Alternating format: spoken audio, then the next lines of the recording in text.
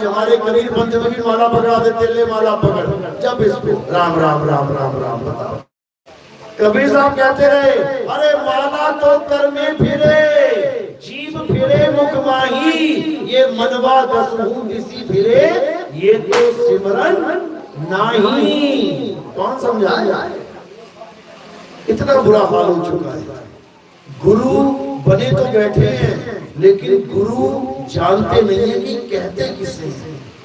गु कहिए अंधकार, रू कहिए प्रकाश, जो अज्ञान को खत्म करके इन तंत्र मंत्र जंत्र पूजा पाठ हवन यज्ञ सबको किनारे करके, और रू कहिए प्रकाश यानी आत्मा को लखा दे, वही गुरु है। मदन साहब कहते हैं, सोई गुरु पूरा कहावे, जो दो अक्षर का भेद बतावे, एक छुड़ावे। ये जितने नाम तुम्हें गुरुओं ने दिए हैं, जब तुम्हें सतगुरु मिल जाएगा सब छुड़वा देगा, छोड़ दे। क्यों? क्योंकि ये सारे नाम इंसानों के द्वारा बनाए गए नाम हैं। किसने बनाया ये? आ आ ई ई उ ऊ का खा गा चा छा टा ठा, किसने बनाया? इंसान ने बनाया। इन्हीं अक्षरों के द्वारा मंत्र बने, इन्हीं अक्षरों के द्वारा हमारे तुम्हारे नाम बने, इन्हीं अक्षरों के द्वारा हमारे तुम्हारे भगवानों के नाम बने, इन्हीं अक्षरों के द्वारा ऊंची छोटी बड़ी नीची जात बनी, इन्हीं अक्षरों के द्वारा सारा खेल चला, सारे देशों के नाम बने, इन्हीं अक्षरों के द्वारा हर वस्तु का नाम बना, जितने भी तुम्हें दिखाई दे रहा है। तो ये सारे नाम कहां से आ रहे हैं? इसी आ आ ई से। इसको 52 अक्षर कहते हैं। कबीर साहब जोरदार खंडन करते हैं 52 अक्षर का। क्या कह रहे हैं? 52 अक्षर जीवाधारा, आदि अक्षर जीभ्या से न्यारा, वाही को सत सिमरण कहिए, सिमर सिमर नर उतरो पारा। कहते हैं अगर तुम कोई भी ऐसा नाम जो 52 अक्षरों के द्वारा जीभ से लिया जाता है, अगर तुम लेके बैठ गए तो तुम्हारा ये मनुष्य जन्म बर्बाद हो जाएगा, बर्बाद हो जाएगा। समझ लो, ये जीभ का खेल है। ये सारे अक्षर जीभ से निकल रहे हैं। जिस दिन जीभ कट गई, जिस दिन जीभ में लगवा मार गया, तुम राम ना बोल पाओगे, करते रह जाओगे। समझो, ये सारा जीभ का खेल है। तो कह रहे हैं होठ कंठ लागे नहीं, जीभा नहीं उच्चार, गुप्त वस्तु जो लखे सो निज हंस हमार। गुप्त वस्तु हमें क्या चाहिए? गुप्त वस्तु। और गुप्त वस्तु क्या है? आत्मा ही गुप्त वस्तु है, जो सब घटों में विराजमान है। एक भी हाथ खड़ा करे जिसके पास आत्मा नहीं है। हाँ भैया, आत्मा है, किसी के पास नहीं है, हाथ खड़ा करो, मैं दे देता हूँ, थोड़ी सी निकाल हो जाएगा। आत्मा सबके पास है। सब घट मेरा साइया, सुनी सेज न कोए, बलिहारी व घट की, जिस घट पर घट होए। बलिहार जाते हैं उस घट पे जिसमें आत्म ज्ञान प्रकट हो जाता है, वरना वो बेरंग लिफाफे की तरह आया और गया। 84 भुगत के आया और फिर 84 भुगत में चला जाएगा। अभी तो शक्ल अच्छी सी दे दी है मालिक ने, पहचान रहे हैं तुम्हें लोग, ये संजू है, ये रवि है, ये कृष्ण है, ये गरिमा है, ये निधि है, ये सीता है, गीता है। उसके बाद जब बकरा बना दिए जाओगे तो सामने से निकल जाओगे अपनी अम्मा के, पहचाने की नहीं मेरा लड़का है। क्यों? क्योंकि तुम्हारी शक्ल बदल दी जाएगी। तत्व तो यही मिलेंगे काया वाले, लेकिन तुम्हारी शक्लें बदल जाएंगी, कोई तुम्हें पहचानेगा ही नहीं। कसाई के दरवाजे पे खड़े रहोगे, दे देगा हरी घास खाने के लिए, खाता रहे। कब तक? जब तक ऑर्डर नहीं आता। जैसे ही ऑर्डर आएगा कोई नहीं पूछेगा तुम्हें कि बेटा दर्द तो नहीं हो रही है, पकड़ के गले पे रेत दिया जाएगा। तो ये सब सबके साथ होना है, ऐसा कोई नहीं है जिसके साथ ये सब नहीं होगा, क्योंकि ये नियम है यहाँ का। ये इस भवसागर का नियम है। कबीर साहब समझा रहे हैं, 1,84 भुगत के पापे अटके आए, अब की पासा ना पड़ा तो फिर 84 जाए। कहते अगर अभी भी पासा नहीं पड़ा, यानी तुम बाजी नहीं जीते, तो तुम्हें वापस 84 में जाना पड़ेगा। 84 लाख योनियां भुगतना बहुत बहुत बहुत मुश्किल है। इतना याद रखना। अभी तो कुंडी लगा लेते हो, रात में ताले लगा लेते हो, आराम से बेड पे सो जाते हो। जिस दिन हिरन बन गए ना, हिरन, सो भी नहीं पाओगे। क्यों? क्योंकि सोएगा तो प्राण खोएगा। रात में निकलते हैं शिकारी, हिरन भागता जान बचाता फिरता है अपनी, हालत खराब हो जाएगी। 5 किलोमीटर दौड़ाएगा शेर, बच गए तो पानी पियोगे। पानी पीने के लिए कहाँ जाओगे? तालाब पे, वहां मामा छुपा बैठा है, आ बेटा तुझे बताते हैं। शेर से बच के गए तो मगरमच्छ के मुंह में जाना पड़ेगा। तो इसलिए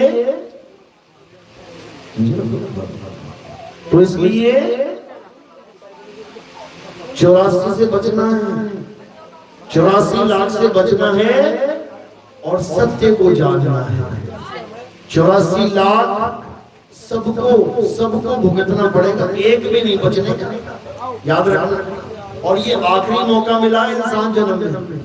अगर ये आखिरी मौका चूक गया तो समझ लो खेल खत्म। अच्छे से समझ लो, मानुष जन्म अनमोल है, मिले न बारंबार।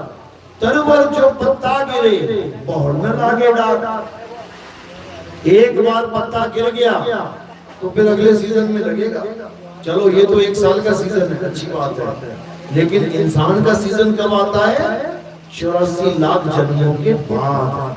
तो कबीर साहब यही समझा रहे हैं कि अब तुम्हें इंसान जन्म मिल गया, अच्छी बात है, दिमाग ठीक है और अच्छी बात है। नहीं तो इंसान जन्म लेके कई पागल बन के घूम रहे हैं गलियों में। कई मेंटली रिटार्डेड हैं बच्चे, 20-20 साल के हो गए और दिमाग 2 साल के बच्चे वाला। ऐसे तो नहीं हो ना। परमात्मा ने बुद्धि दी है, विवेक दिया है, शुक्र मनाओ। अब इसका करें क्या? इस बुद्धि विवेक का करना क्या है? इस बुद्धि विवेक से परख करना है। परख कि जो मुझे गुरु मिला उसने मुझे नाम दिया, कहीं मुझे हिंदी, पंजाबी, उर्दू, फारसी, डच, फ्रेंच, जापानीज, पुर्तगीज, अरबी ऐसा नाम तो नहीं दे दिया भाषा वाला कि पता लगा हिंदी वाला नाम दे दिया सोहम। सोहम क्या है? हिंदी के 2 अक्षर हैं, सोहम। कि मुझे और कोई नाम दे दिया, सत्पुरुष, सत्य नाम, सत्य करतार, ओम सोहम। ये सब हिंदी के नाम है। तुम्हें हिंदी के नाम पकड़ा दिए गए। पकड़ाना था आत्मा का ज्ञान और पकड़ा दिया मंत्र ज्ञान। चाहिए था आत्म ज्ञान जिससे मैं अमर हो जाऊं, और बना क्या दिया मुझे? मंत्र जपने वाला जपी बना दिया। मंत्र जपने वालों को जपी कहते हैं, तपस्या करने वाले को तपी कहते हैं, घर बार छोड़ के जंगल में जाने वाले को सन्यासी कहते हैं। ये जपी तपी सन्यासी, ये कबीर साहब और रविदास जी का ज्ञान नहीं जानते। ये बस मंत्र ही जपेंगे, खुद भी जपेंगे, लोगों को भी जपवाएंगे, अपना भी जन्म गवाएंगे, लोगों का भी जन्म गवाएंगे। कबीर साहब समझा रहे हैं, अरे घर घर मंत्र देत फिरत हैं, माया के अभिमाना, गुरुआ सहित शिष्य सब बूढ़े, अंतकाल पछताना, साधो देखो ये जग बौराना। ये मंत्र देने वाले गुरु कहते खुद तो डूबेंगे, सनम तुम्हें भी ले डूबेंगे साथ। उसका क्या फायदा? तो कैसा गुरु चाहिए हमें? जो आत्म ज्ञान को जानता हो, जो अपनी आत्मा को जानता हो। जो अपनी आत्मा को जान जाता है वो काया से न्यारा हो जाता है। वो ना आदमी, ना औरत, ना नपुंसक कहलाता है। वो इन काया से परे आत्म तत्व हो जाता है और अपने शिष्यों को भी आत्म ज्ञान देके अमर कर देता है। अमर,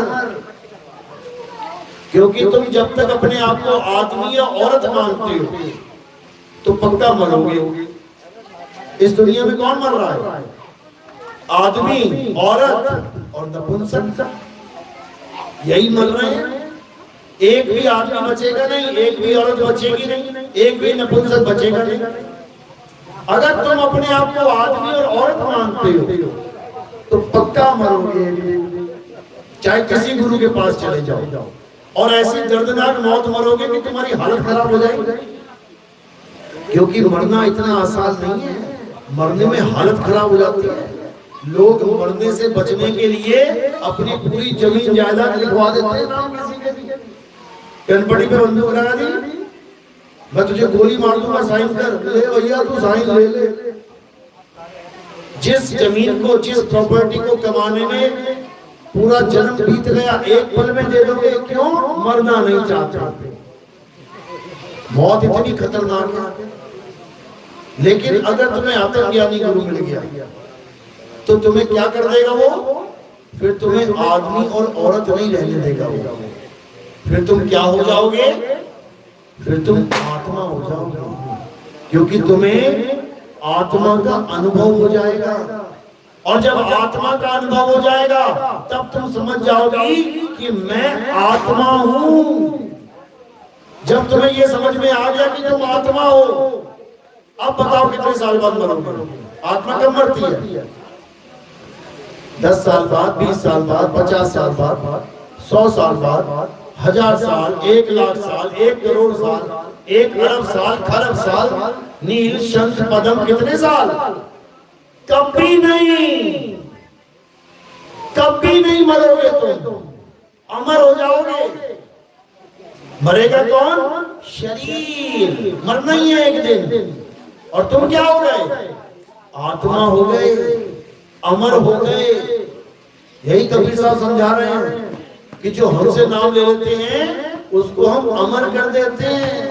अमर करूं सतलोक पठाऊं, ताते बंदी छोड़ कहां।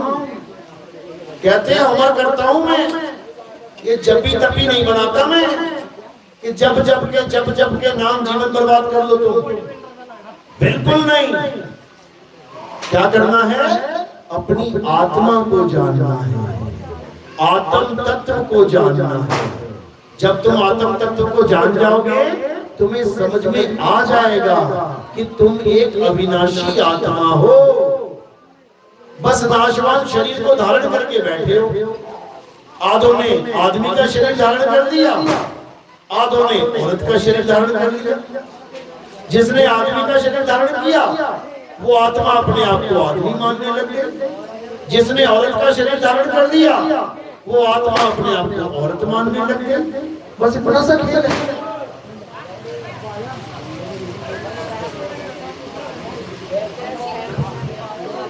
तो ये आदमी और औरत का खेल कब खत्म होगा? जब तुम्हें आत्मज्ञानी गुरु मिलेगा, जो तुम्हें तुम्हारी आत्मा का भेद समझाएगा। मंत्र यंत्र नहीं देगा कि बेटा ये मंत्र ले ले, इसको जप ले, सुबह दोपहर शाम 2-2 घंटा। पागल है क्या? मंत्र जपूंगा मैं? कभी नहीं। तो क्या करना है? अपनी आत्मा को जानना है, जिसकी वजह से मंत्र जपे जा रहे हैं, जिसकी वजह से गुरुजी ने मंत्र दिए और जिसकी वजह से चेले ने मंत्र लिए। किसकी वजह से? आत्मा की वजह से। किसकी वजह से ये मंदिर बन रहे हैं? आत्मा की वजह से। अगर आत्मा ना हो कोई मजदूर बना लेगा मंदिर? किसकी वजह से ये मूर्तियां बन रही हैं? आत्मा की वजह से। आत्मा शरीर में ना हो तो मूर्ति बना लेगा कोई? किसकी वजह से ये आरतियां गाई जा रही हैं? किसकी वजह से जयकारे लगाए जा रहे हैं? किसकी वजह से घंटे बजाए जा रहे हैं? आत्मा की वजह से। सारे काम आत्मा की वजह से हो रहे हैं, लेकिन तुम पूरी उम्र आत्मा को जान ही नहीं पाते। अगर तुम्हें कोई प्यार कर रहा है आत्मा की वजह से, पति पत्नी को प्यार कर रहा है, पत्नी पति को प्यार कर रही है, बाप बेटे को प्यार कर रहा है, माँ बेटी को प्यार कर रही है, आत्मा की वजह से। जैसे ही तुम्हारी आत्मा ने शरीर छोड़ दिया, तुम्हारा पति कहेगा ले जाओ इसको भाई, जला दो इसको।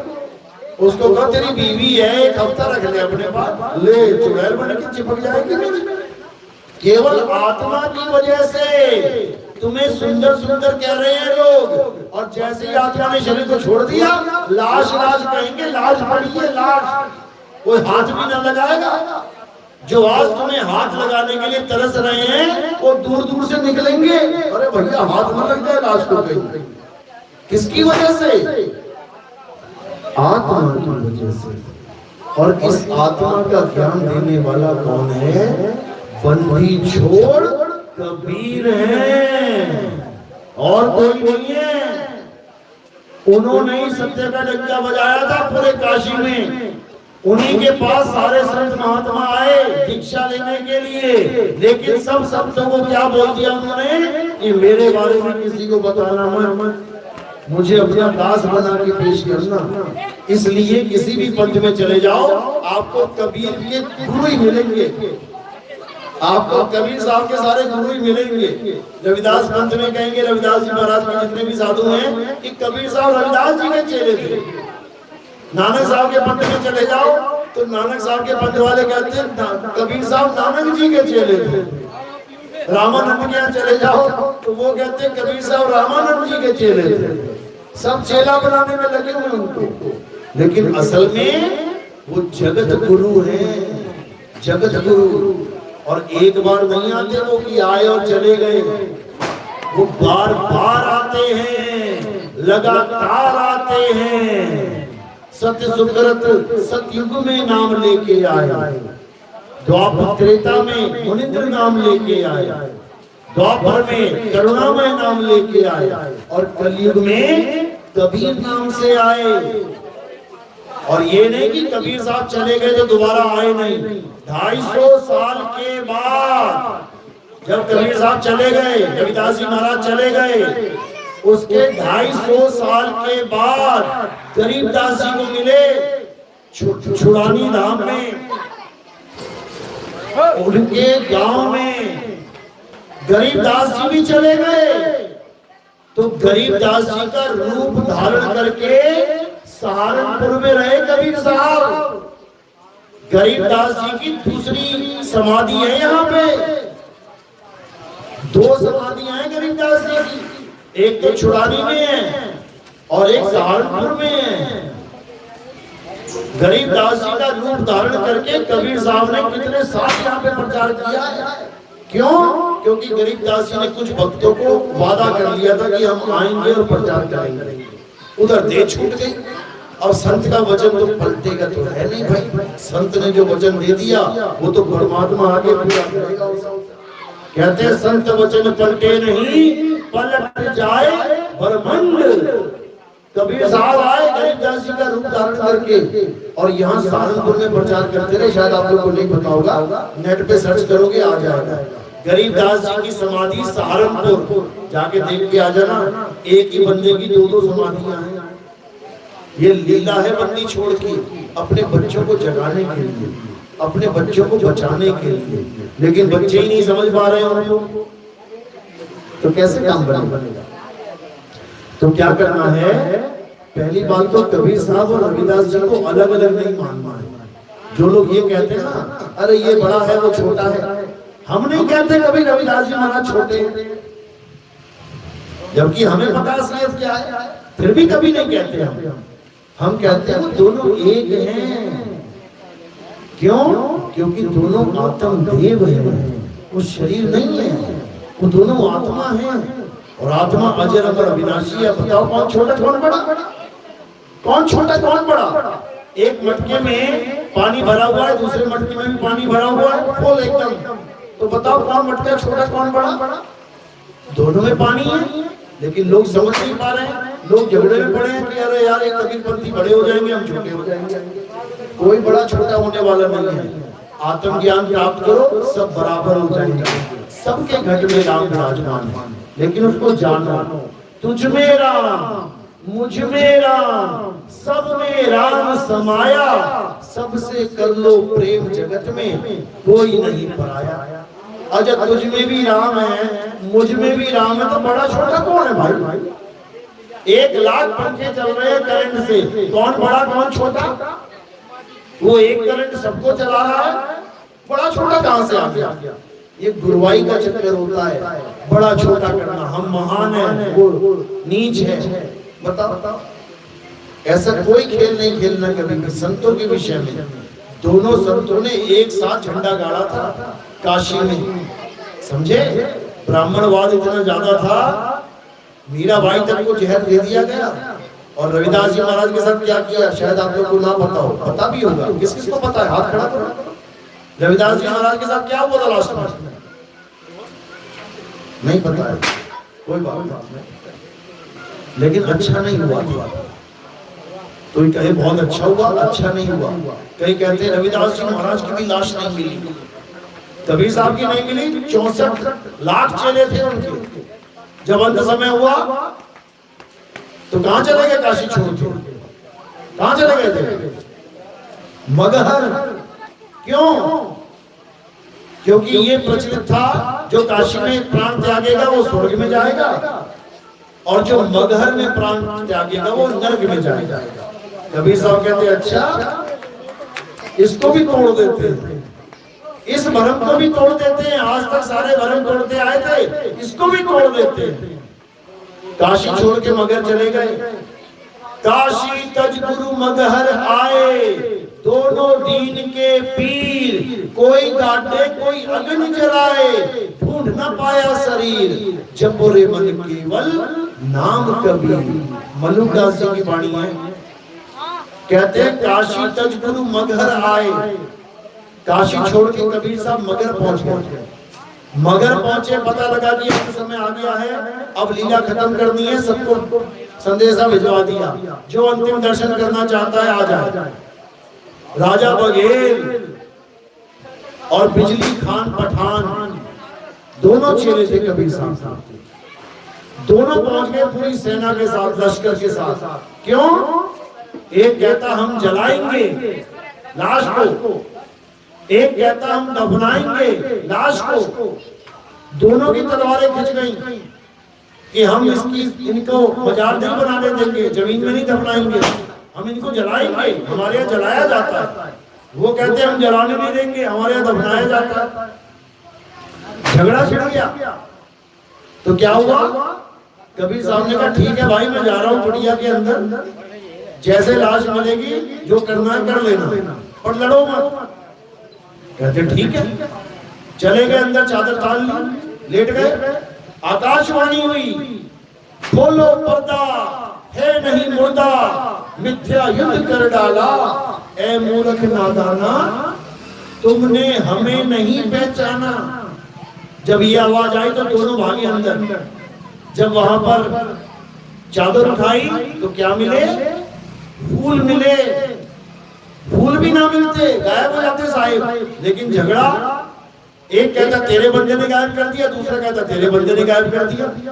फिर और मारकाट हो जाती। इसलिए वहां क्या प्रकट कर दिए? फूल प्रकट कर दिए। आधे आधे फूल दोनों ने बांट लिए। क्यों? अब कोई ऑप्शन ही नहीं है, लाश ही नहीं, तो क्या जलाएंगे क्या दफनाएंगे। आज भी मगहर में जाके देखोगे, आज भी एक ही प्रांगण में समाधि और मंदिर, मजार और मंदिर दोनों बने हुए हैं। ये है मालिक की लीला, ये है बंदी छोड़ की लीला।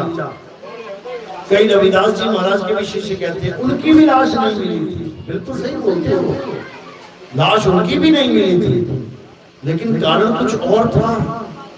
कहते हैं लाश मीराबाई की भी नहीं मिली थी, बिल्कुल नहीं मिली थी, लेकिन कारण कुछ और था। और क्या कारण है? जब तुम खोजोगे ना तब तुम्हें पता लगेगा। खोजो, इतिहास के पन्नों को खोजो, क्या क्या हुआ हमारे गुरुओं के साथ, क्या क्या हुआ भक्तों के साथ, तब तुम्हें समझ में आएगा लाश क्यों नहीं मिली थी। ऐसे नहीं बात बनती कि उनकी भी लाश नहीं मिली। लाश किसकी नहीं मिलेगी? जिसके माँ और बाप नहीं होंगे उसकी लाश नहीं मिलेगी। जो गर्भ से लाश लेके आ गया, गर्भ में लाश तैयार होती है, गर्भ में शरीर तैयार होता है, कौन लेके आता है इसको? जीव लेके आता है। गर्भ से लाश को जीव लेके आता है और कहां छोड़ के जाता है? जहां से लाया है वहीं छोड़ के जाएगा, यानी इस 5 तत्व के संसार में। समझ लो, वो लेके नहीं जा सकता कि वो शरीर लेके चले गए कहीं पे। अरे यहाँ का मसाला है, यही देना पड़ेगा। तुम यहाँ का पैसा तुम सपने में ले जाके दिखा दो, तुम सपने में लगी लॉटरी तुम बाहर लाके दिखा दो, यहाँ का वहां नहीं जाएगा, वहां का यहाँ नहीं आएगा, तो यहाँ की लाश कहाँ चली गई? ये बहुत बड़ा राज है, खोजोगे तो मिलेगा। मुद्दे पे आते हैं। मुद्दा क्या है? जो इतिहास है उसको जाने दो, जो हुआ सो हुआ, मिट्टी डाल दो। अब क्या करना है? अब अपने आप को देखना है, हमारा क्या बनेगा, हम क्या करें। परमात्मा को पाने के लिए मीराबाई ने तो गुरु धारण कर लिया, हमने किया कि नहीं? परमात्मा को पाने के लिए रविदास जी महाराज ने तो भक्ति कर ली, हमने की कि नहीं?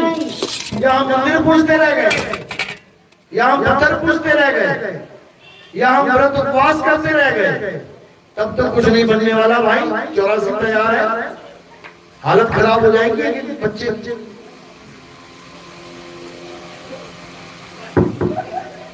तो क्या करना है? इस काल जाल से बचने के लिए, बार बार जन्म लेने से मरने से बचने के लिए, बचना चाहो काल जाल से, छीनो शब्द हमारा और कहें कबीर, अमर कर राखूं जो निज होए हमारा। कहते हैं मेरे शब्द को पहचानो, जो शब्द मैं तुम्हें देने आया था उस शब्द को पहचान दो, तुम्हारी 101% मुक्ति हो जाएगी। इस चक्कर में मत रहना कि मुझे कोई बाबा मुक्त करेगा, कोई गुरु मुक्त करेगा। कोई मुक्त नहीं कर सकता किसी को। कौन मुक्त करेगा? परम पिता परमात्मा मुक्त करेगा। कैसे मुक्त करेगा? जब तुम गुरु के ज्ञान को समझ लोगे तब वो तुम्हें मुक्त करेगा। समझ लो। तो क्या कह रहे हैं? मेरे शब्द को जानो कि मैं कौन सा शब्द देने आता हूं, मैं जीवों को कौन से शब्द से पार करता हूं, इसको जान जाओ। तो वो कौन सा शब्द है? उसका नाम है सार शब्द। और बाकी गुरु जो शब्द दे रहे हैं उसका क्या नाम है? उसका नाम है जाप, जो मुंह से दिए जाते हैं जपने के लिए, उसको कहते हैं जाप शब्द। जो श्वासों में लिया जाता है, श्वास अंदर खींची सो, श्वास बाहर छोड़ी हम, फिर अंदर खींची सो, फिर छोड़ी हम सो, हम सो। ये क्या कहलाता है? अजपा जाप, अजपा शब्द। तो एक हो गया जाप शब्द, एक हो गया अजपा शब्द, एक हो गया अनहद शब्द। अनहद शब्द कैसे सुनाई देता है? कानों में उंगलियां डालते हैं, दोनों कानों में अंगूठे डाल लीजिए, एक एक घंटे तक अंगूठे डाल के बैठे रहना है, बैठे रहना है, बैठे रहना है। फिर क्या होगा? हमारे अंदर जो दिमाग के अंदर नाड़ियां हैं, उन नाड़ियों की गड़गड़ाहट सुनाई देने लग जाएगी। हमारा ब्लड चल रहा है, ब्लड के चलने को तुम सुन पाओगे। हमारा दिल धड़क रहा है, दिल की धड़कन सुनने लग जाएगी। हमारी सांसें चल रही हैं, सांसों की आवाज सुनने लग जाएगी। इसी को अनहद नाद कह देते हैं। यही तुम्हें शंख, नगाड़े, वीणा, बांसुरी, सारंगी ऐसी आवाजें सुनाई देने लग जाएंगी। तुम्हें लगेगा वाह क्या बात है, बहुत सुंदर, बहुत बढ़िया। केवल लगेगा, बढ़िया होगा नहीं, क्योंकि ये अनहद नाद भी काल का जाल है। ये जाप, अजपा और अनहद, इसका खंडन करने आए थे कबीर साहब कि कोई नाम जपना नहीं, कोई श्वासों में सिमरन करना नहीं और कानों में उंगलियां डालना नहीं। तो क्या बोले? जाप मरे, अजपा मरे, अनहद भी मर जाए, सूरत समाए शब्द में, बातों काल ना खाए। कौन से शब्द में? सूरत समाए शब्द में। कौन से शब्द में? जाप का भी खंडन कर दिया, अजपा जाप का भी खंडन कर दिया, अनहद नाद का भी खंडन कर दिया। तो किस शब्द में समाएंगे? सार शब्द में। सार शब्द बीजक की वाणी में साफ बोला कभी साफ, सार शब्द में ही बाची हो मानो एतबारा, अक्षर पुरुष को पेड़ निरंजन वाकी डारा। कहते हैं केवल सार शब्द तुम्हें बचा सकता है, नहीं तो काल भगवान हर जगह तुम्हारी मृत्यु बन के सामने खड़ा हो जाएगा। ये किसी को नहीं बख्शता, ये तुम्हारे बच्चे नहीं बख्शेगा, ये तुम्हारे माँ बाप को नहीं बख्शेगा, ये तुम्हारे घर वालों को नहीं बख्शेगा। सबकी मौत निश्चित है, सब मरेंगे एक दिन, सब मरेंगे। कोई आज मरेगा, कोई कल मरेगा, कोई परसों मरेगा, एक एक करके मरेंगे तो किसी को टेंशन नहीं होती, अरे चलो मरते रहते हैं। और जब कोरोना जैसा आ जाता है माहौल, एक एक बार में हजार हजार मरने लग जाते हैं, तो इसको चिंता हो जाती है, हाय हाय कहीं मेरा नंबर ना आ जाए। आएगा, सबका नंबर आएगा। समझदार कौन है? जो अपना नंबर आने से पहले तैयारी कर ले। समझ लो, सबका नंबर आएगा। जो अपना नंबर लगने से पहले मौत की तैयारी कर लेगा, मौत उसका कुछ नहीं बिगाड़ सकती। कबीर साहब कह रहे हैं, जिस मरने से जग डरे मेरे मन आनंद, मरने पर ही पाइए पूर्ण परमानंद। मरता मरता जग हुआ, मरना जाने ना कोई, और ऐसी मरनी जो मरे बहुत न मरना हो। कहते हैं इससे पहले कि तुम्हारी मौत आ जाए और तुम गिड़गिड़ाओ, चीखो चिल्लाओ, डॉक्टर ने कह दिया इसकी दोनों किडनियां खराब हैं, अब तुम्हें 5,000 रुपए की थाली भी खिला देना कोई होटल में बढ़िया से, वो भी तुम्हें रस नहीं आएगा खाने में। क्यों? सारा ध्यान किडनी में फंसा रहेगा। हाय मैं मरने वाली, हाय मैं मरने वाली, पापा मुझे बचा लो, डॉक्टर मुझे बचा लो। हालत खराब हो जाएगी। और ये मत समझना कि बहुत दिनों बाद आएगी, कभी भी आ सकती है, कभी भी। 2 पल का भरोसा नहीं है। लेकिन हमने क्या करना है? समझदार इंसान क्या करता है? मरने से पहले मरने का इंतजाम कर देता है। इतना समझ। अच्छे बच्चे जो स्कूल जाते हैं, पढ़ते हैं, लिखते हैं, वो क्या करते हैं? एग्जाम आने से पहले पूरी तैयारी कर लेते हैं। और जो अभद्र होते हैं वो ना पढ़ते, वो कहते हैं आएगा देखा जाएगा, और जब आता है तो फिर सब आसाना जमाना देखता फेल हो गया, फिर मुंह छुपाता घूमता है। तो इसलिए अब क्या करना है? अब अपनी मौत का इंतजाम करना है। कबीर साहब यहाँ पर क्यों आते हैं? तुम्हें मरना सिखाने के लिए आते हैं कि तुम्हारी कहीं भी मौत आए, चाहे तुम ट्रक के नीचे आ जाओ, चाहे तुम ट्रेन से कट जाओ, चाहे तुम जल जाओ, चाहे तुम डूब के मरो, चाहे तुम कैसे भी मरो, तुम्हें मरने का तरीका आना चाहिए, तब तुम मौत को मात दे दोगे। और अगर तुम्हें मौत का तरीका नहीं पता तो बहुत बुरी हालत होने वाली है। मौत का तरीका क्या होता है ये भी समझ लो 5-7 मिनट में। हमारे शरीर में कुछ दरवाजे होते हैं। जैसे आपने देखा एक पिंजड़ा है, पिंजड़े में तोता है, तोता जब तक बोलता है तब तक पिंजड़ा हरा भरा है। तोता निकल गया तो पिंजड़ा फिर कभी नहीं बोलेगा, पिंजड़े में कोई आवाज नहीं आएगी। इसी प्रकार ये एक पिंजड़ा है, ये काया एक पिंजड़ा है। उस पिंजड़े के कई रंग हैं, गोरा, काला, भूरा, लाल, पीलिया हो जाए तो पीला। ये किसके रंग हैं? पिंजड़े के रंग हैं, हमारे रंग नहीं है।